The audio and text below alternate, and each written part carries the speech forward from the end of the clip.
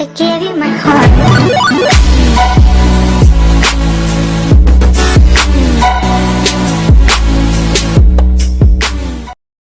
Hi guys, so welcome back sa ating YouTube channel. So ito na yung pangalawang lesson para sa ating axioms of probability. So in this lesson we will discuss, or in this video we will discuss about yung events. I-consider natin sila as sets. So alam natin since sila as set, so pwede ditong i-apply yung mga rule ng set theory natin. Okay, so punta tayo dito, lesson 2.2. So for any two events E and F of a sample space S, so we define the following. So number 1, the event E union F. So aware ka kung ano yan. The event E union F is the event consists of all outcomes that are either in E or F or in both E and F. Okay, so obviously ito yung union. Okay, so aware tayo na ito yung union. So nagre-refer to sa union of events. Okay, union of events. Okay, so in terms of Venn diagram, syempre drawing natin siya. So sa Venn diagram, may since nalalagay natin sa set, so alam natin siya ay may Venn diagram. So ito yung sample space. So hindi na universe yung nilalagay natin. So ito na yung ating E. Okay, let's say ito yung E, ito yung F. Okay, and we all know that the union is yung buo. Okay, so ganyan yung itsura niya. Okay, next is number 2, the event EF. So okay, is the event that will occur only if both E and F occur. So meaning ito yung intersection of events. So note na ito ay yung EF o yung E intersection F, sa probability siya ay EF. Intersection meaning yan. Okay, so pag binagdikit, ibig sabihin intersection. So ito ay intersection of events. Ito yung intersection of events. Okay, so similarly, may sinabi nga if EF or if the intersection of events or two events is equal to empty set, then we say that E and F are mutually exclusive event. So ito yung binabanggit ko sa inyo dati sa mutually exclusive event. So pag sila ay walang intersection, automatic sila ay mutually exclusive event.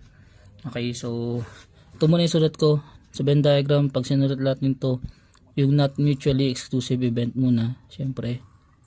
So let's say ito yung S. Okay, tapos ito. Okay, ito yung E. Ito yung F. Tapos ito yung shaded nya.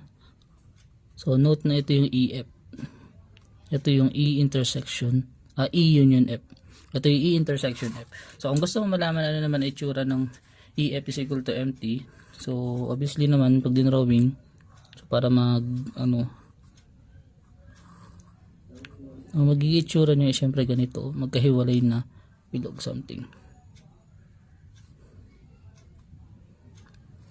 Okay, so intersection nila is empty. So that is not mutually mutually exclusive event, not mutually exclusive event. Okay, then number 3, if E sub 1, E sub 2, and up to E sub n are events of a sample space S, then the generalized union of E sub I for I is equal to 1 up to n is something na ganito. So kung susulat lang natin siya, this is just equal sa E sub 1 union E sub 2 union ... union E sub n. Okay, so similarly pag intersection, ito magiging itsura, this is E sub 1 E sub 2 ... E sub n. So wala nang intersection na nalagay. So again, pag naglagay ka ng intersection, maaaring maglagay ako ng konting minus or deduction. Okay, so kailangan nasanay natin kung ano yung notation, kung saan siya dinadala. For example, sa ibang nature of math, nag-iiba yung sense o yung symbol ng intersection. So for example, kila real analysis or kila topology, kila projective geometry, iba pa itsura ng intersection na yan.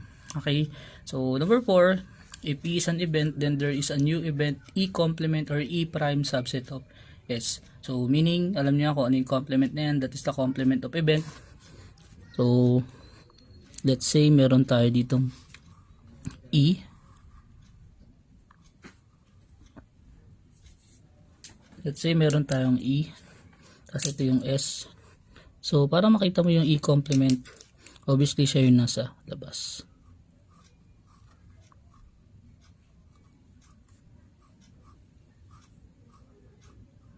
Okay, so this is E complement. Okay, so ganyan yung itsura niya. Okay, so ganun pa rin yung idea nito, the union of events. So since nalalagay lahat sa set, so where ka nalalagay sa set, union mo lang yung lahat ng laman na yun. Intersection, kung ano yung common sa kanilang dalawa.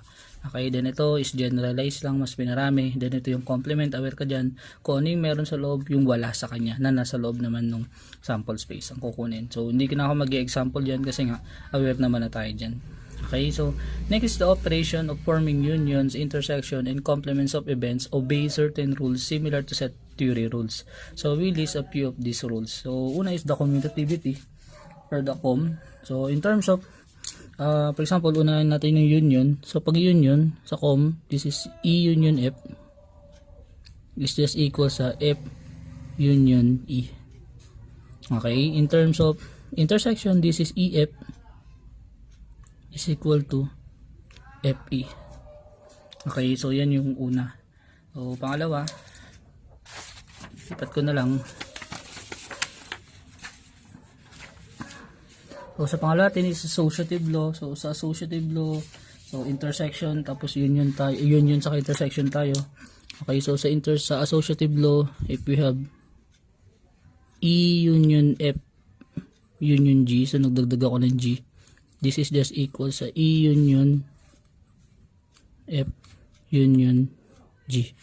Okay, then pag sa intersection, this is E intersection F intersection G is equal to E intersection F intersection G. So naglalagay lang ng parang parenthesis. So kumbaga obvious natin na siya ay ganyan. So next is distributive law. So una is union intersection.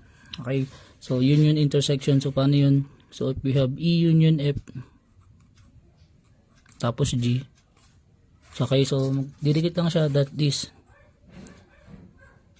I guess EG, no? So this is EG union FG. Okay, so kung tama ko ng pagkaka-analyze. Next is unahin ko yung EF union G. So medyo nakakalito, no? So that is E union G. So ito medyo mangyayari dito is E union G. Tapos dikit lang. Tapos EF union G. Okay, so kung tama ako ng pagkaka-analyze. Okay, so tama naman. Next is the De Morgan's law. So ito nga medyo mabilis din siya. Talaga totally yung video na to kasi hindi ko na siya masyadong hinabaan. So about parang review lang. So ito medyo element argument yung dating. So we have De Morgan's law for letter A. So in general na to, pag maramihan, dito lang ng DM natin, that is set theory o na involution niya. Okay, so the generalized union of E sub I for I is equal to 1 up to n complement is just equal the intersection of E sub I complement.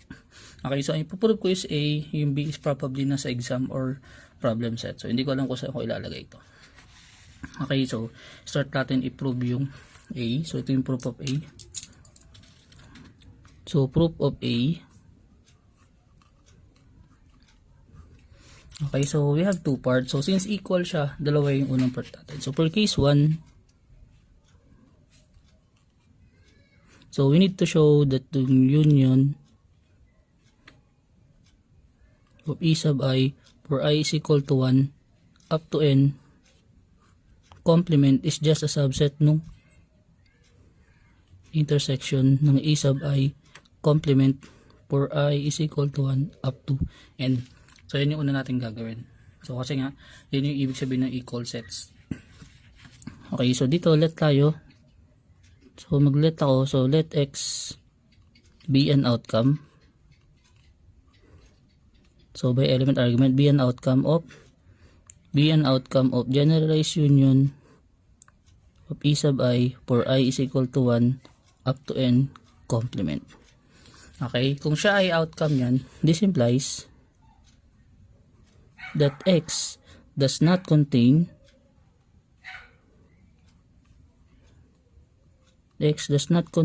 in, okay, or in something na does not contain or is not x is not contained. Ganun na lang, mali pala yung wording. So x is not contained in generalized union of e sub I for I is equal to 1 up to n complement. Sorry, balikan, wala na to, tinanggal ko na. So ulit ko, kung si x is an outcome nung neto, kumbaga element ako nun, this implies na yung x is not an element or thus x is not contained in yung walang complement. So meaning burahin nyo itong part na to. Okay, so kung hindi siya laman nun, basically x is not contained in any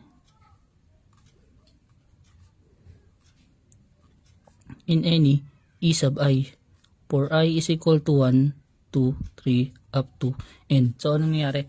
Kung hindi ako laman ng union, obviously sa kada isa hindi ako laman. Ulit ka lang. Kung hindi ako laman ng buong union, ng e sub 1, union e sub 2, union e sub 3 up to e sub n, ibig sabihin sa kada isa hindi rin ako laman. Okay, so x is not contained in any e sub I. So for I is equal to 1 up to n. So hindi ako laman ng e sub 1, hindi ako laman ng e sub 2, e sub 3 up to e sub n. Pero since hindi ako laman ng kada e sub I, sure ako nalaman naman ako ni, but this implies that x is contained or x is contained in any e sub I complement for I is equal to 1, 2, 3 up to n. Again, ulit ka lang. Kung hindi ako laman nung e sub I sa kada e sub I na yan, pero sure ako nalaman ako nung complement naman nun. Okay, so sure ako nalaman ako sa kada complement nun. Okay, so next na ibig sabihin yan, ibig sabihin lang nito na si x is an element nung e sub 1, e sub 2, e sub n. Complement, sorry, like complement. Okay, which implies that x is an element or an outcome ng generalized intersection for I is equal to 1 up to n ng e sub I complement. Okay, which is, ayun. Okay, next is for case 2. So for case 2, baliktad naman yung ating gagawin. So for case 2, ang gagamitin naman natin is baliktad. So ito naman yung kanyang assume, ito yung show. So assume natin na dito tayo. So this is e sub I complement for I is equal to 1 up to n is just a subset ng generalized union for I is equal to 1 up to n tapos naka-complement. Okay, so paano i-start niyan? So similar din, let x be an outcome nito. So start tayo, no. So let x be an outcome of generalized intersection ng e sub I complement for I is equal to 1 up to n. Okay, then obviously this implies that x is an element nung e sub 1 complement, e sub 2 complement, e sub n complement. Okay, which means that x is contained in any e sub I complement for I is equal to 1, 2, 3 up to n. Okay, but this shows that x does not contain or is not contained. So binaliktad ko lang halos yung proving in any e sub I. So for I is equal to 1, 2 up to n. Okay, then similarly, since di ako laman nun, obviously hindi rin ako element nito. Obviously x is not an element of e sub 1, union E sub 2 union dot dot dot union E sub 3, which means that X is not an element ng generalized union ng E sub I for I is equal to 1 up to N. But kung si X hindi element nun, sure ako na si X element or outcome ng generalized union ng E sub I for I is equal to 1 up to N pero nakakomplement.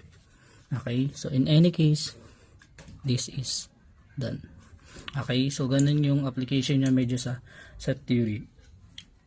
Okay, so that's all in this video. So pag-usapan natin sa next video is yung axioms of probability saka yung kanyang mga proposition. Tapos punta na tayo sa mga sample problems.